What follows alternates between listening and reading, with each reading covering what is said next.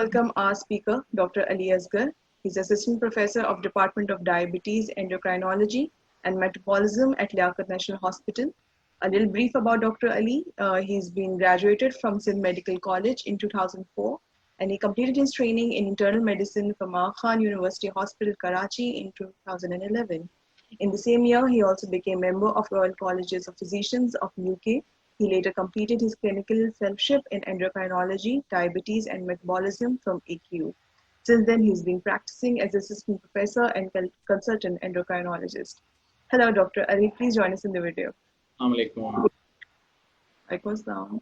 Good to be here in Medical News Pakistan. I think it's an honor that I am here, and through you, the message is going to go far and wide to different parts of the country and abroad as well. So thank you very much for inviting me here. Thank you. Pleasure's all ours. Thank you. Should I be going on to the presentation? Sure. Great. So we have got a little presentation on Ramadan and diabetes. You know, we are already through into the month of Ramadan. So it's very important for all of us to know as to how diabetes patients can have a fantastic month of Ramadan. So I'll take another 20-25 minutes as I've been given, and we'll be talking about diabetes and what diabetic patients should be doing in the month of Ramadan. So as we move forward, सबसे पहले तो हमें ये देखना है कि क्या diabetes के मरीज रोजा रखते हैं, नहीं रखते हैं, और अगर रखते हैं तो कितने फीसद डायबिटीज के मरीज रोजा रखते हैं। जैसा कि आप देख रहे हैं अपनी स्क्रीन पे कि डायबिटीज के बेशतर मरीज माह रमजान में रोजा जरूर रखते हैं। 80% टाइप 2 डायबिटीज के मरीज माह रमजान में 15 या उससे ज्यादा रोजे रखते हैं। इसी तरह 40% टाइप 1 डायबिटीज के मरीज माह रमजान में 15 या उससे ज्यादा रोजे रखते हैं। इसका मतलब है कि डायबिटीज के मरीज की एक बहुत बड़ी पॉपुलेशन माह रमजान में रोजे रखेंगी। पाकिस्तान में 20% मरीजों को डायबिटीज है। इस वक्त 19 मिलियन लोगों को पाकिस्तान में डायबिटीज है, और इन लोगों में जाहिर है जो जिन पे रोजे फर्ज हैं उनमें से बेशतर लोग रोजा रखेंगे।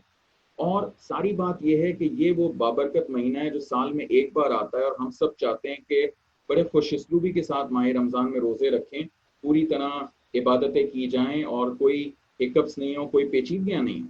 इसीलिए एक फिजिशियन की हैसियत से, एक एंडोक्रिनोलॉजिस्ट, डायबिटोलॉजिस्ट की हैसियत से मेरी और हमारे कॉलीग्स की ये कोशिश होती है कि हमारे मरीज इतने वेल इक्विप्ड हों, उनको सारी चीज़ें पता हों, इतनी मालूमात हों कि उनका ये महीना, ये बाबरकत महीना खैर के साथ, आफियत के साथ और भरपूर तरीके से वो एंजॉय करें। इसीलिए आज हम बात कर रहे हैं रमज़ान और डायबिटीज़ पे। तो क्या ख़तरा है अगर डायबिटीज़ का मरीज़ रोज़ा रखे? तो क्या ऐसी चीज़ें हैं जो आम लोगों में नहीं होती और डायबिटीज़ के मरीज़ में हो सकती हैं? देखिए, सबसे पहले अगर डायबिटीज़ का मरीज़ रोज़ा रखता है तो चांस होता है कि उसका ब्लड शुगर जो है लो हो जाएगा, या उसका ब्लड शुगर हाई हो जाएगा, और ये दोनों ही सूरत हाल जो हैं ये डायबिटीज़ की पेचीदगियाँ हैं और प्रॉब्लम्स क्रिएट करती हैं। इसी तरह पानी की कमी डायबिटीज़ के मरीज़ में हो सकती है। पानी की कमी की वजह से हार्ट अटैक और फालिज का चांस भी बढ़ जाता है। और यही हम चाहते हैं कि डायबिटीज़ का मरीज़ जब रोज़ा रखे तो ना उसका ब्लड शुगर लो हो, ना उसका ब्लड शुगर हाई हो, बल्कि एक रेंज के अंदर रहे, जो मैं आपको बताऊँगा भी, ताकि आपको डायबिटीज़ के मरीज़ को किसी किस्म का कोई प्रॉब्लम नहीं हो। तो होता ये है कि डायबिटीज़ के जो मरीज़ होते हैं उनको माह रमज़ान शुरू होने से 6 से 8 हफ्ते पहले अपने मुआलिज से ज़रूर मिलना चाहिए और मुआलिज से डिस्कस करना चाहिए कि वो रोज़े रखना चाह रहे हैं और कैसे रोज़े रखना। अब तो हम माह रमज़ान के अंदर है, लेकिन मैं आपको बहुत सारी बातें बताना चाहता हूँ कि कैसे एक मुआलिज ये फैसला करता है कि डायबिटीज़ के मरीज़ को रोज़ा रखने दिया जाए, नहीं रखने दिया जाए, और रखने दिया जाए तो कैसे रखने दिया जाए। सबसे पहले टाइप ऑफ डायबिटीज़। जैसे टाइप 1 डायबिटीज़ के मरीज़ सिर्फ इंसुलिन लेते हैं, टाइप 2 डायबिटीज़ के मरीज़ दवाइयाँ भी लेते हैं, और कुछ टाइप 2 डायबिटीज़ के मरीज़ इंसुलिन भी लेते हैं। इसी तरह दवाइयाँ, पेशेंट मेडिकेशंस, कुछ दवाइयाँ होती हैं जो ब्लड शुगर लो करा सकती हैं, कुछ दवाइयाँ होती हैं ब्लड शुगर लो नहीं कराती, तो उनको बहुत आसानी से डायबिटीज़ के मरीज़ को रमज़ान में दिया जा सकता है। इंडिविजुअल हाइपोग्लाइसीमिक रिस्क, हर शख्स एक जैसा नहीं होता। एक मरीज़ है, वो 35 साल का है, उसका ब्लड शुगर लो होगा, उसको पता चल जाएगा, शायद वो उसको करेक्ट कर लेगा। एक मरीज 70 साल का है जो अपने बिस्तर से भी शायद खुद नहीं उठ सकता बगैर किसी सपोर्ट के, उसका चांस ज्यादा है कि उसको लो ब्लड शुगर हो तो ज्यादा नुकसान हो जाए। तो हर मरीज एक जैसा नहीं होता, भले दवाइयां भी एक जैसी। प्रेजेंस ऑफ कॉम्प्लिकेशंस, एक मरीज है 40 साल का, उसको कोई पेचीदगी नहीं है। एक मरीज 40 साल का है जिसको फालिज भी हो चुका है, पिछले महीने हार्ट अटैक भी हुआ था, पीनाई भी कमजोर है, दोनों में फर्क है। Individual social and work circumstances, एक शख्स है जो बैंक मैनेजर है, जिसे 8 घंटे, और शायद 8 घंटे भी नहीं, माह रमजान में कम, एसी एनवायरनमेंट में बैठ के काम करना है, वो मुख्तलिफ है उस शख्स के जो एक कंस्ट्रक्शन वर्कर है जिसे बिल्डिंग के 8वें फ्लोर पे खड़े होकर बिल्डिंग बनानी है। दोनों में फर्क है। प्रीवियस रमजान एक्सपीरियंस, हम हमेशा पूछते हैं कि आपने पिछले रमजान में रोजे रखे थे, नहीं रखे थे, और रखे थे तो पिछला रमजान आपका कैसा गया, ये हमें बड़े मालूमात फराहम करता है। तो ये वो तमाम अवामिल है जो एक डायबिटीज का माहिर देखता है अपने मरीज में, और फिर वो फैसला करता है कि रोजे रखे जाएं कि नहीं रखे जाएं। अल्लाह ताला says in the Holy Quran, Bismillahir Rahmanir Rahim, observing fasts for a fixed number of days, but if any of you is ill or on a journey, the same number should be made up from other days. And as for those who can't fast with difficulty, they have to feed a miskin. But whoever does good of his own accord, it is better for him, and that you fast, it is better for you, if only you know. अल्लाह ताला कुरान शरीफ में भी सूरह बकरा में इजाजत देता है कि जो लोग बीमार है वो रोजे न रखें, और ये तायुन जाहिर है एक डॉक्टर कर रहा होगा। तो कैसे डॉक्टर्स तायुन करें? 2016 में 13 मुल्कों के रिलीजियस स्कॉलर्स और डायबिटीज के माहिरीन मिल के बैठे और उन्होंने फैसला किया कि कौन रोजा रख सकता है और कौन नहीं रख सकता। तो कैसे फैसला किया उन्होंने 3 कैटेगरीज बना दी, red light, yellow light, green light. ये जो रेड लाइट कैटेगरी थी, ये है बिल्कुल रोजा ना रखें, must not fast, red light बिल्कुल रोजा नहीं रखना है। येलो लाइट मिडिल कैटेगरी है, इसमें कहते हैं शुड नॉट फास्ट, ना रखें तो बेहतर है जी। फिर आ जाती है ग्रीन लाइट, जिसमें मरीज को इजाजत देते हैं कि आप रोजा रखें। ये 13 मुमालिक के उलमा और डायबिटीज के माहिरीन का जॉइंट डिसीजन है, यानी आप यूं समझ लें कि रिलीजियस ओपिनियन भी है और मेडिकल ओपिनियन भी है। अच्छा, इन कैटेगरीज में कौन लोग आते हैं? कैटेगरी रेड लाइट देखते हैं। Red light must not fast, बिल्कुल रोजा ना रखें। Severe hypoglycaemia in the last 3 months, severe hypoglycaemia का मतलब है कि शदीद शुगर लो हो जाए पिछले 3 महीनों में, इतना लो हो जाए कि किसी दूसरे शख्स को आके चीनी या मीठा खिलाना पड़ जाए। डायबिटिक कीटोएसिडोसिस और hyperosmolar hyperglycaemic state within the last 3 months, ये डायबिटीज, ये शुगर बढ़ जाने की 2 पेचीदगियां हैं। अगर किसी को पिछले 3 महीने में हुई है तो वो रोजा ना रखें।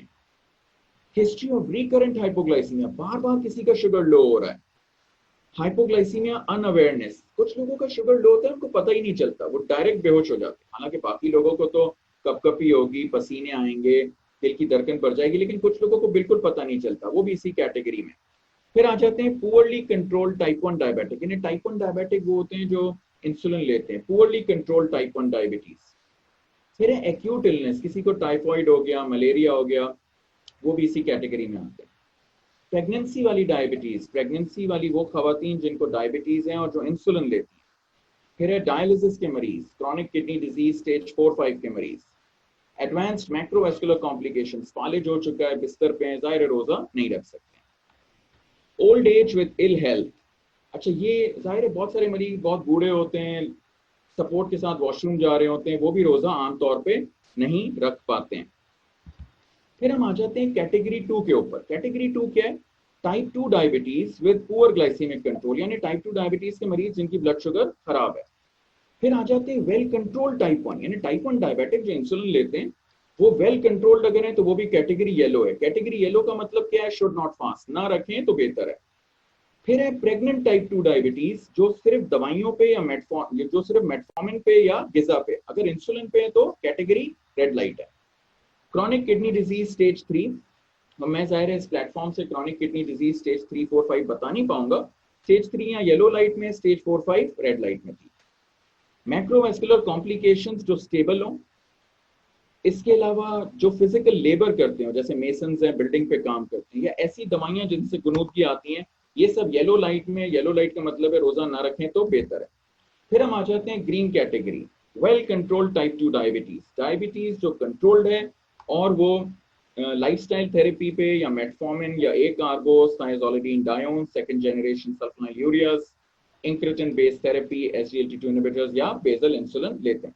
क्योंकि मुझे बताया गया है कि जाहिर है जनरल पब्लिक के साथ डॉक्टर्स भी इसको फॉलो करते हैं, इसलिए मैंने कुछ चीजें ऐसे बताई हैं जो सबके फायदे में जाए इंशाल्लाह। जो भी फैसला हो, चाहे डॉक्टर रेड लाइट में आपको डाले या येलो लाइट में या ग्रीन लाइट, फैसला तो आपने करना है। फैसला डायबिटीज का मरीज करेगा जाहिर है, और ये फैसला दोनों का मुत्तफिक का फैसला होता है। यानी ये नहीं होता कि मैं अपने मरीज को कहूँ देखें जनाब आप रेड लाइट में आते हैं, आपको रोजा बिल्कुल नहीं रखना है, और मरीज अगर कह नहीं मैं तो रोजा रखूंगा, तो मैं ये नहीं कह सकता कि अच्छा मैं आपको नहीं बता रहा कैसे रखें। नहीं, मैंने मरीज को बता दिया, अब फैसला मरीज को करना है। मरीज ने फैसला किया कि मैं रोजा रखूंगा, तो मुझे एज अ फिजिशियन, एक डायबिटीज के एक्सपर्ट की हैसियत से मुझे उसको बताना पड़ेगा कि रोजा कैसे रखना है ताकि कोई प्रॉब्लम्स नहीं हो इंशाल्लाह। अब मैं कुछ देर बात करूंगा मुख्तलिफ दवाओं के ऊपर कि वो कैसे एडजस्ट होती हैं। सबसे पहले मेटफॉर्मिन। मेटफॉर्मिन डायबिटीज की बहुत ही कॉमन दवा है। मेटफॉर्मिन अगर कोई वंस डेली लेता है, दिन में एक बार, तो वो इफ्तार पे ली जाएगी। अच्छा, ये जरा जहन नशीन कर लें कि अगर कोई भी दवा आप दिन में एक बार लेते हैं तो वो डायरेक्ट वो दवा इफ्तार पे चली जाएगी, चाहे आप वो दवा सुबह लेते हैं, दोपहर लेते हैं, रात लेते हैं। अगर दिन में आप कोई भी दवा एक बार लेते हैं तो इफ्तार पे लेनी है। अच्छा, मेटफॉर्मिन अगर कोई दिन में 2 बार ले रहे हैं तो बहुत आसान है, एक सहर में एक इफ्तार में चली जाएगी। जो सुबह वाला डोज होता है मेटफॉर्मिन का वो इफ्तार में चला जाएगा, जो रात वाला डोज होता है वो सहरी में आ जाएगा। और अगर कोई 3 टाइम में लेता है मेटफॉर्मिन तो दोपहर वाला डोज या तो हट जाएगा या डिनर के डोज के साथ डॉक्टर की इजाजत के साथ मिलेगा। फिर एक दवाइयां होती हैं DPP-4 इनहिबिटर्स, जिसमें सीटाग्लिप्टिन और विल्डाग्लिप्टिन दवाइयां हैं। मैं जाहिर है दवाओं के जेनेरिक नेम लूंगा, ब्रांड नेम्स नहीं लूंगा। आपको बहरहाल ये एक जनरल वो है, आप अपने डॉक्टर से मशवरे के बाद ही रोजा जाहिर रख रहे होंगे और दवाइयां एडजस्ट कर रहे होंगे। DPP-4 इनहिबिटर्स दवाइयां भी बहुत सेफ हैं, इनको भी माह रमजान में एडजस्ट करने की जरूरत नहीं होती, क्योंकि ये भी ब्लड शुगर लो नहीं करती। तो अगर एक बार है तो आप इफ्तार में ले लीजिए, 2 बार है तो आप सहर इफ्तार कर लीजिए। सल्फोनाइल यूरियाज, ये डायबिटीज की वो दवाइयां हैं जो ब्लड शुगर लो कर सकती हैं। इसमें कौन सी दवाइयां आती हैं? ग्लिमिपिराइड और ग्लिक्लाजाइड। अच्छा, दोबारा अगर कोई वंस डेली ले रहा है, देखिए वंस डेली का उसूल मैंने वाजे कर दिया कि अगर कोई भी शख्स कोई वंस डेली दिन में एक बार दवा लेता है तो वो तो आप इफ्तार पर ले लीजिए। तो वंस डेली अगर सल्फोनाइल यूरिया कोई ले रहा है मरीज तो वो इफ्तार पे चली जाएगी। ट्वाइस डेली ले रहा है तो बड़ा आसान है, देखिए ट्वाइस डेली का उसूल समझ लीजिए। जो सुबह का डोज है वो इफ्तार में आ जाएगा, जो रात का डोज है वो सहरी में आएगा एंड कट्स इनटू हाफ, और आधा भी हो जाएगा। तो जो सुबह वाली दवा है वो रात में इफ्तार में आ जाएगी, जो रात वाली दवा थी वो सहरी में आएगी और हाफ हो जाएगी। ये जनरल उसूल है उन तमाम दवाओं के लिए और इंसुलिन के लिए जो लो शुगर करा सकते हैं। सल्फोनाइल यूरियाज अगर कोई 2 टाइम लेते हैं, कैसे एडजस्ट करना है मैंने आपको बता दिया। ग्लिमिपिराइड ग्लिक्लाजाइड ली जा सकती है। पुराना सल्फोनाइल यूरिया आता है ग्लिबिनक्लमाइड, वो बिल्कुल नहीं लेना चाहिए। फिर है SGLT2 इनहिबिटर्स, जो पाकिस्तान में साल 1.5 साल से अवेलेबल हैं। एम्पाग्लिफ्लॉजिन और डेपाग्लिफ्लॉजिन के नाम से हैं। ये दवाइयां चूंकि 12 घंटे काम करती हैं, आमतौर पे सुबह देते हैं, क्योंकि ये थोड़ी पेशाब आवर दवा होती है। इनको लेने से 1 से 2 ग्लास पानी ज्यादा पीना पड़ता है और पेशाब भी ज्यादा आता है। तो आमतौर पर दवाइयां सुबह ली जाती है, लेकिन माह रमजान में दवा इफ्तार पे लेना चाहिए। तो अगर कोई भी मरीज SGLT2 इनहिबिटर्स पे, तो ये दवा याद रखें सहरी पे नहीं ली जाएंगी, ये दवा इफ्तार पे ली जाती है। फिर हम आ जाते हैं इंसुलिन के ऊपर। Mixed insulin. मिक्स्ड इंसुलिन क्या होती है? आप लोग लगाते हैं 70-30 इंसुलिन, 75-25, 50-50 इंसुलिन, ये सारी मिक्स्ड इंसुलिन है। मिक्स्ड इंसुलिन में क्या करना चाहिए? जो वंस डेली डोजिंग है, दिन में एक बार, वो इफ्तार पे लेना है। लेकिन बार बार मैं बता रहा हूँ कि जो दवा, जो इंसुलिन दिन में एक बार है वो इफ्तार पे चली जाएगी। अगर दिन में 2 बार है तो फिर उसूल बड़ा वाजे है, जो सुबह वाला डोज है वो रात में आ जाएगा इफ्तार पे, जो रात वाला डोज है वो सहरी पे आएगा एंड गेट्स इनटू हाफ। सुबह वाला डोज इफ्तार पे, रात वाला डोज सहरी पे आएगा, कट्स इनटू हाफ। 3 टाइम अगर कोई इंसुलिन ले रहा है मिक्स्ड इंसुलिन, तो दोपहर वाला डोज जाहिर है गायब हो जाएगा। ये लॉन्ग एक्टिंग इंसुलिन की बात है। लॉन्ग एक्टिंग क्या होती है? तो दिन में एक बार लगाई जाती है। आमतौर पे आपके डॉक्टर्स ने आपको रात में दिया होगा, रात में सोने से पहले लॉन्ग एक्टिंग इंसुलिन लगाते हैं। ये लॉन्ग एक्टिंग इंसुलिन को डोज जो है 30 से 40% माह रमजान में कम कर दिया जाता है। ये तो बात हमने की कि दवाओं का एडजस्टमेंट कैसे होगा, बहुत उमूमी बात थी। जाहिर है आपकी दवाइयां जो एडजस्ट करेंगे वो आपके माहिर करेंगे और आपको उनके मशवरे से ही एडजस्ट करना चाहिए। फिर सवाल होता है कि क्या हम ब्लड ग्लूकोज चेक कर सकते हैं माह रमजान? बिल्कुल चेक कर सकते हैं। तमाम मकातिब फिक्र इस बात की इजाजत देते हैं कि आप माह रमजान में अपना ब्लड शुगर चेक कर सकते हैं, इससे रोजा नहीं टूटता। ये बड़ा वाज़ेह है। एक बार चेक करना है, 2 बार, 10 बार, आपके ऊपर है फैसला। आप जितनी बार भी चेक करेंगे इसकी शरई तौर पे इजाजत है, तो बिल्कुल परेशान नहीं। अच्छी बात यह कि अल्लाह ताला हमारी तरह सख्त नहीं है, जितने हम सख्त हैं वो करीम और रहीम रब इतना सख्त नहीं। ये अल्लाह ताला का शुक्र और एहसान भी है। तो किस टाइम पे ब्लड शुगर चेक करना चाहिए? देखिए ये सहर का टाइम है, ये इफ्तार का टाइम। सहर से पहले चेक कर सकते हैं, फिर सहर के 2 घंटे बाद चेक कर सकते हैं, दोपहर के 12 बजे चेक कर सकते हैं, शाम 3-4 बजे, इफ्तार से पहले, इफ्तार के 2 घंटे बाद। अच्छा, अब इतने सारे बात तो ज़ाहिर है आप चेक नहीं करेंगे। मैं अपने मरीजों को कहता हूँ कि पहले 2-3 दिन माह रमज़ान में चेक कर लो, फिर चीज़ें अगर सही जा रही हैं तो थोड़ा थोड़ा चेक करें। पहले 3-4 दिन क्या क्या चेक करें? मैं अपने मरीजों को कहता हूँ कि देखो, सहर से पहले चेक करो, सहर के 2 घंटे बाद चेक करो, इफ्तार से पहले चेक कर लो, इफ्तार से 1 घंटा पहले, फिर इफ्तार के 2 घंटे बाद चेक कर लो। अगर सब सही जा रहा है तो बार बार रोज 3-4 बार नहीं चेक करना, फिर रोज कोई एक शुगर या भले 2-3 दिन में एक बार चेक कर लें अगर आपकी ब्लड शुगर सही जा रही है। शुगर कितना आना चाहिए, ब्लड ग्लूकोज का क्या टारगेट रेंज होना चाहिए माह रमजान? माहिरीन की राय मुख्तलिफ है, लेकिन उमूमी राय मैं आपके सामने पेश कर दूं कि दिन भर रोजे के वक्त जो शुगर होना चाहिए 100 से लेकर 200। यानी हम ये नहीं चाहते हैं कि ब्लड शुगर रोजे के दौरान 100 से कम हो, और ये भी नहीं चाहते हैं कि 200 से ऊपर हो, क्योंकि 200 से ऊपर छोड़ देंगे ब्लड शुगर बढ़ेगा तो प्यास ज्यादा लगेगी, पेशाब ज्यादा आएगा, रोजा ज्यादा लगेगा, पेचीदगी का ज्यादा चांस है। और इफ्तार के बाद जो शुगर होना चाहिए रात में वो 100 से लेके 180 होना चाहिए। तो जाहिर है इफ्तार पे कंट्रोल करना पड़ेगा ताकि इफ्तार के बाद शुगर ना बढ़े। कैसे कंट्रोल करना है, डाइट क्या हो, उस पर जरूर बात करें। When to break the fast, diabetes का मरीज कब रोजा खोल सकता है? देखिए, अगर डायबिटीज के मरीज की शुगर 70 से कम हो जाए या 300 से बढ़ जाए तो रोजा ऑटोमेटिकली खुल गया। डायबिटीज के मरीज के लिए जरूरी है कि अगर उसका शुगर 70 से कम हो रहा है या 300 से बढ़ रहा है तो रोजा खोल ले, क्योंकि फिर चीजें जो हैं मुश्किल हो सकती हैं, सेहत को नुकसान हो सकता है। इसमें बहुत सारे लोगों के ओपिनियंस डिफर करते हैं, लेकिन ये एक उमूमी राय है और इंटरनेशनल डायबिटीज फेडरेशन ने ये गाइडलाइंस में अपनी तरफ से नहीं बता रहा, ये जो गाइडलाइंस है ये इंटरनेशनल डायबिटीज फेडरेशन की गाइडलाइंस है, और ये वो गाइडलाइंस है जो 13 मुल्कों के स्कॉलर्स ने, रिलीजियस माहिरीन ने डायबिटीज के माहिरीन के साथ मिलकर बताई। ये मैं आप तक पहुंचा रहा हूँ। अच्छा, लो शुगर में क्या क्या होगा? हाथ कपकपाएंगे, पसीना आएगा, दिल की धड़कन बढ़ जाएगी, भूख लगेगी, कंफ्यूजन हो जाएगा, पूछ कुछ रहे मरीज कुछ बता रहा है, सर भारी हो जाएगा, सर दर्द होगा। हाई शुगर में भी प्यास लगेगी, बार बार पेशाब के लिए जाना होगा, भूख लगेगी, थकान, बेचैनी, घबराहट, चिड़चिड़ापन, उल्टी, मतली, पेट का दर्द। दोनों ब्लड शुगर लो और हाई के सिम्टम्स बड़े मिलते जुलते होते हैं। जब भी आपको लगे कि कोई प्रॉब्लम है, मना तो है ही नहीं, आप आराम से अपना शुगर चेक कर लीजिए माह रमजान। अब आ जाते हैं, कुछ बात डाइट पे करेंगे।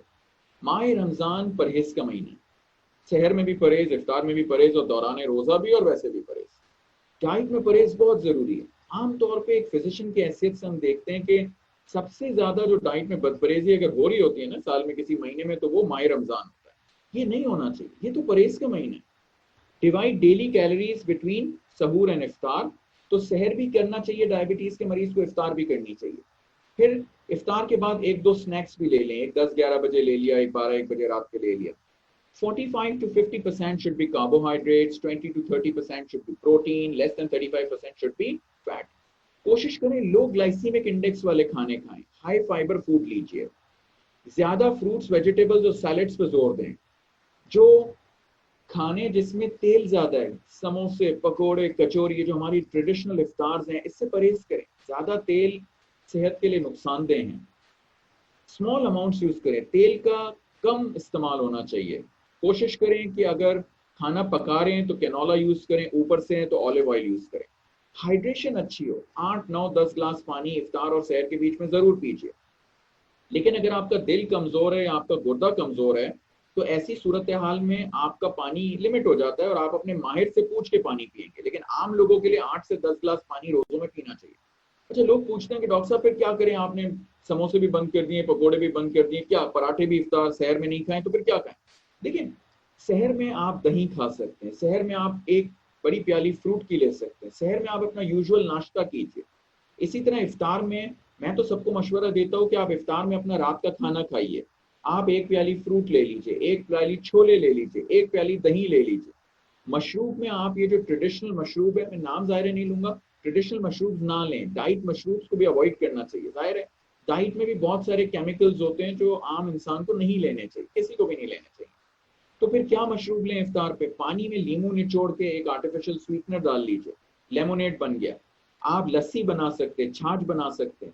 ये वो चीज़ें जिसमें हमें फोकस करना चाहिए। और मैं सबसे गुजारिश करूंगा कि इफ्तार में अपना यूजुअल खाना खाइए, कोशिश करें इन तलन से, जो तली हुई चीज़ें जिसे हम अपनी जबान में तलन कहते हैं, इसको अवॉइड करें। ये रमज़ान की एक ट्रेडिशनल प्लेट है।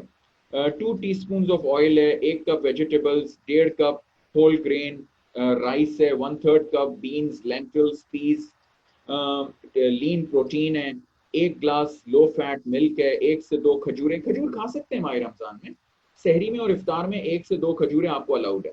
और फ्रूट का एक स्मॉल पीस, या वाटरमेलन इसलिए डाला है कि आजकल मौसम भी है, लोग पूछते हैं कि ले सकते हैं नहीं ले सकते हैं। अल्लाह की बनाई हुई चीजों में किसी को एतराज नहीं हो सकता। फल सारे खा सकते हैं जो भी अल्लाह ताला ने बनाए हैं। फल खाने का भी लेकिन उसूल है। नमाज के भी अल्लाह ताला ने कुछ रकातें फिक्स कर दी ना, ये तो नहीं है कि मेरा दिल चाह रहा है मैं मगरिब की 10 रकात पढ़ लूँ, ऐसा नहीं है। रकातें फिक्स्ड हैं। खाने पीने में अल्लाह की बनाई हुई चीजें भी फिक्स करनी चाहिए। फल एक वक्त में मुट्ठी भर फल खाना चाहिए, कोशिश करें एक वक्त में एक फल खाएं। चले माह रमजान है तो आप मिक्स फ्रूट फ्रूट चाट खा लें, दायरे उसमें चीनी ना डालिए, लेकिन फ्रूट सारे इजाजत हैं। जितने फल अल्लाह ने बनाए सारे फल आप खा सकते हैं, लेकिन मुट्ठी भर, 1 प्याली फ्रूट सहर में, 1 प्याली इफ्तार में, और बहुत अच्छी शुगर जा रही है तो 1 प्याली आप रात को स्नैक के तौर पे भी ले सकते हैं। रोजों में एक्सरसाइज हम आमतौर पर रेकमेंड नहीं करते, लेकिन जो जवान लोग हैं वो रोजे में एक्सरसाइज करें, इफ्तार के बाद एक्सरसाइज करें। आमतौर पे जो तरावी पढ़ते हैं तो तरावी भी एक एक्सरसाइज हो जाती है, फिर अलग से एक्सरसाइज की जरूरत रमजान में ना हम एडवोकेट करते हैं ना जरूरत पड़ती है। प्रेगनेंसी में रोजे हाई रिस्क होता है, नहीं रखने चाहिए। जो खवातीन प्रेगनेंसी में इंसुलिन लेती हैं उनको बिल्कुल नहीं रखने चाहिए। जो खवातीन मेटफॉर्मिन लेती हैं या गिजा पे, उनको भी ना रखें तो बेहतर है, माह रमजान के बाद रखें, और शरीयत भी इसकी इजाजत देती है उमूमी तौर पर। लेकिन मेरा काम सिर्फ सब बताना है। अगर कोई प्रेग्नेंट खातून हमें कहती है नहीं डॉक्टर इलियसगर मैं तो रोजा रखूंगी, तो एक फिजिशियन की हैसियत से मुझे गाइड करना है और पूरा बताना है। एक फिजिशियन का ये काम नहीं होता कि वो इन्फोर्स करे, मेरा काम है रास्ता दिखाना, हमारा काम रास्ता दिखाना है। तो जो जितने भी हमारे फिजिशियन हजरात हैं उन सबको भी पता है कि हम बता तो देते हैं लेकिन अल्टीमेट फैसला मरीज का होता है। ये मेरा यूट्यूब और फेसबुक चैनल है जहाँ बहुत सारी वीडियोस डायबिटीज और थायराइड पे भी मौजूद हैं। बहुत बहुत शुक्रिया once again medical news Pakistan का। मुझे मेरे लिए बड़ा ऑनर है कि आप लोगों ने मुझे इनवाइट किया, और आपके चैनल के थ्रू ये बात बहुत सारे लोगों तक पहुंचेगी इस बाबरकत महीने में। इसके लिए मैं आप लोगों को खराज तहसीन पेश करता हूँ। बहुत बहुत शुक्रिया जी doctor Asghar, can we have a couple of questions as well? Can we include them? Yes, sure, you can have more than couple of questions. All right. Let me stop sharing this slide. All right. So the first question that I have is that how many people have diabetes in Pakistan? Is there a stat that you have? Well, yes, obviously. Now, telling everybody that Pakistan is having a huge number of diabetes people. Currently, in Pakistan, we have got 19 million diabetic population. 19 million का मतलब आप समझ लें कि 2 करोड़ के लगभग पाकिस्तान में diabetic लोग मौजूद हैं। ये बहुत बड़ी तादाद है। अगर हम इसको डॉक्टर मोहत्तर अगर आप मुझसे पूछें तो ये 20% पाकिस्तानी पॉपुलेशन, एडल्ट पॉपुलेशन का 20% है।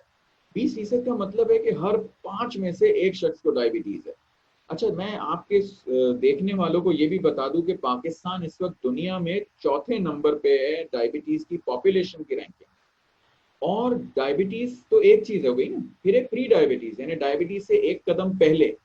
प्री डायबिटीज का मतलब क्या है कि अगर ये कमरे में मैं बैठा हूँ तो दरवाजे के बाहर, तो डायबिटीज में हम दुनिया में 4थे नंबर पे, प्री डायबिटीज में भी हम दुनिया में 4थे नंबर पे, यानी एक बहुत बड़ी तादाद, इतनी बड़ी तादाद प्री डायबिटिक भी मौजूद है। और याद रखें कि हर एक डायबिटीज के लिए एक और मरीज होता है जिसको डायबिटीज होती है, उसको पता ही नहीं। ये बहुत बड़े नंबर है। एक कौम की हैसियत से हमें सोचना पड़ेगा कि हमें आगे क्या करना है। डाइट, एक्सरसाइज, यानी इतने स्टैगरिंग नंबर्स हैं कि आप फिजिशियंस अकेले भी इसको मैनेज नहीं कर सकते डायबिटीज को। शायद लोगों को अपना लाइफस्टाइल तेजी से तब्दील करना है अगर हमें बढ़ती हुई डायबिटीज से लड़ना है।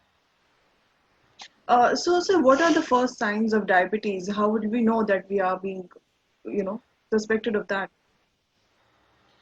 I think excellent question. देखिए, डायबिटीज को साइलेंट किलर कहते हैं। डायबिटीज को भी, ब्लड प्रेशर को भी, कोलेस्ट्रॉल को भी, ये सारे साइलेंट किलर्स हैं। आमतौर पे इनमें अलामात नहीं आती है। अच्छा, डायबिटीज की 2 इकसाम होती है। टाइप 1 डायबिटीज होती है, ये बहुत कम होती है। टाइप 1 डायबिटीज पूरी दुनिया में 6.5-7 लाख लोग से ज्यादा नहीं है। टाइप 1 डायबिटीज में तो अलामात बड़ी तेजी से आती हैं। 3-4 हफ्ते के ऊपर वजन तेजी से गिरेगा, प्यास बहुत लगेगी, पेशाब बहुत ज्यादा आएगा, और मरीज जो होगा वो या तो बच्चा होगा या यंग एडल्ट होगा और उसका तेजी से वजन श्रिंक होगा, ये टाइप 1 डायबिटीज है। लेकिन टाइप 1 डायबिटीज तो बहुत कम है। असल डायबिटीज जो बढ़ रही है पूरी दुनिया में और पाकिस्तान में, वो है टाइप 2 डायबिटीज। और टाइप 2 डायबिटीज की जो अलामतें हैं वो आमतौर पर शुरू में आती ही नहीं, पहले चंद साल, पहले 3 4 5 साल अलामत कोई भी नहीं आई। आमतौर पे जो अलामत आती भी है ना, वो क्या अलामत होती हैं? थक जाना, कमजोरी फील करना, पेशाब ज्यादा आना, प्यास लगना, वजन का गिरना, चिड़चिड़ापन, बेचैनी, डिप्रेशन, ये वो सारी अलामत। अच्छा, अलामत बहुत बाद में आती है। जो सबसे पहली अलामत आती है डायबिटीज के मरीज में वो है थक जाना। अच्छा, आमतौर पे लोग क्या समझते हैं कि जी हम थक रहे हैं क्योंकि हम काम ज्यादा कर रहे हैं, या हम थक रहे हैं क्योंकि स्ट्रेस बहुत है, इतनी परेशानियां, तो हम शाम को थक जाते हैं। लेकिन ये बहुत बड़ी अलामत है। जिस शख्स का भी मैं समझता हूँ वजन ज्यादा है, ओवरवेट है या ओबीस है और वो जल्दी थक जाता है, उसको चाहिए कि अपनी डायबिटीज को जरूर चेक कराएं प्लीज। सर एक कॉमन मिसकंसेप्शन है कि शुगर जो लोग ज्यादा खाते हैं उनको डायबिटीज होती है, तो what is basically the main cause of diabetes? दो आपके सवाल हैं इसमें, एक शुगर से डायबिटीज होती है कि नहीं और दूसरा डायबिटीज की वजह क्या है। लेकिन शुगर से डायबिटीज होती है कि नहीं, पहले जमाने में बड़ा क्लियर कहा जाता था कि शुगर खाने से डायबिटीज नहीं। जवाब आज भी यही है। लेकिन डॉक्टर मोहत्तर, जो बात हमें समझनी है ना कि sugar is all about calories. मैंने 2 चम्मच चीनी खा ली, लेकिन मैं चला ही नहीं उस चीनी को यूटिलाइज करने के लिए, तो वो कहाँ जाएगी? जाहिर है वो स्टॉक में जाएगी, मोटापा कराएगी, और मोटापा डायबिटीज कराएगा। इसका मतलब है कि चीनी डायरेक्टली तो डायबिटीज नहीं करा रही, मीठी चीजें डायरेक्टली डायबिटीज नहीं करा रही। लेकिन अगर मैं मीठी चीजें खाता हूं और मैं उसको यूटिलाइज नहीं करता, मैं उसको उसको खर्च नहीं करता उन कैलोरीज को, तो वो जाके स्टॉक में स्टोर हो जाएंगी फैट्स की सूरत में, और ओबेसिटी कराएंगी, मोटापा कराएंगी, और ओबेसिटी या मोटापा आगे चल के डायबिटीज कराएगा। तो हाँ, पहले हम यही कहते थे कि मीठी चीजें और चीनी डायबिटीज नहीं कराती, लेकिन मैं तो बड़ा खुल के कहता हूँ कि चीनी और मीठी चीजें बिल्कुल डायबिटीज कराती है, इनडायरेक्टली मोटापा कराती है और डायबिटीज कराती है। और सबको कोशिश करनी चाहिए कि अपने घर में चीनी को कम करें। देखा, चीनी, मैदा, सॉल्ट, इसको 3 वाइट पॉइजन कहते हैं पूरी दुनिया में। चीनी को हमें सबको कोशिश करना चाहिए एक कौम की हैसियत से कि 2 चीजों को कम करें, चीनी को और तेल को। वाकई इसको कम करना है। 6 लीटर तेल आता है भाई, 2 लीटर करते हैं। 4 किलो चीनी आती है, 1.5 किलो 1 किलो करते हैं। कोशिश करें। दूसरी वजह आपने बयान की कि दूसरा आपने पूछा कि क्या वजह है बढ़ती हुई डायबिटीज की। देखिए, मैं जो हम लिटरेचर देखते हैं और जो हम अपनी आंखों से मुशाहिदा करते गए पिछले 2 डेकेड्स का, बहुत तब्दीली आ गई। आप देखें कि लोगों का लाइफस्टाइल बहुत तब्दील हो गया है। पहले हम छोटे थे तो बहुत चल चल के पता नहीं कहाँ चले जाते थे। आजकल हमें थोड़ा सा दूर जाना होता है तो गाड़ी के बगैर काम नहीं चलता।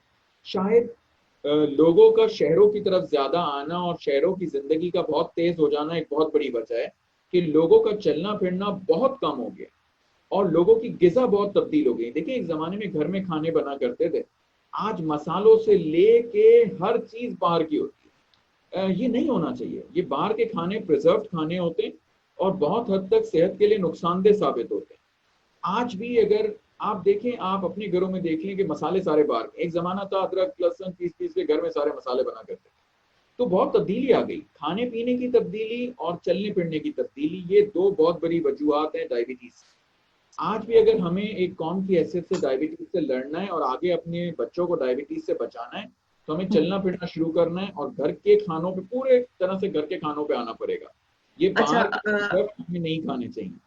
अच्छा डॉक्टर अली, इससे हम ये कंक्लूड कर सकते हैं कि अगर हम घर के खाने खाएंगे तो हमारी डायबिटीज रिवर्स हो सकती है, ऐसा हो सकता है? अच्छा, डायबिटीज का रिवर्सल जो है एक बड़ा कॉमन क्वेश्चन है। तकरीबन हर दूसरा मरीज हमसे पूछता है कि डायबिटीज को रिवर्स कैसे करें, गायब कैसे करें। अच्छा देखिए, उमूमी तौर पे डायबिटीज एक बार आ जाती है तो जाती नहीं, फिर सारी जिंदगी रहती है। लेकिन नई तहकीक कहती है कि अगर किसी शख्स का वजन ज्यादा है और डायबिटीज अभी शुरू हुई है, और अगर वो अपने वजन को कम कर लें, 12 15 18 किलो तेजी से नीचे लेकर आ जाए 4 6 महीनों में, तो डायबिटीज रिवर्स हो सकती है। इसका मतलब है डॉक्टर मोहत्तर के ज्यादातर मरीजों में डायबिटीज रिवर्स नहीं हो सकती, ये परमानेंट होती है, सारी जिंदगी रहती है। लेकिन वो छोटा सा एक सब ग्रुप है जिसमें वजन किसी का बहुत ज्यादा है और डायबिटीज नई नई शुरू हुई है, वो लोग डायबिटीज को रिवर्स कर सकते हैं। मेरे बहुत सारे मरीज हैं जिनको डायबिटीज जैसे ही शुरू हुई, उनका वेट बहुत ज्यादा था, उन्होंने दिन में 10 12 किलोमीटर चलना शुरू कर दिए, मीठा बिल्कुल बंद कर दिया, तेल की मिकदार को कम कर दिया और उन्होंने अपनी डायबिटीज को रिवर्स कर लिया। और अब वो नॉर्मल हो गए और उन्होंने इस लाइफस्टाइल को मेंटेन किया है क्योंकि वो जानते हैं कि जहां उन्होंने लाइफस्टाइल छोड़ा डायबिटीज फिर आ जाएगी, वो दरवाजे पे बैठी हुई।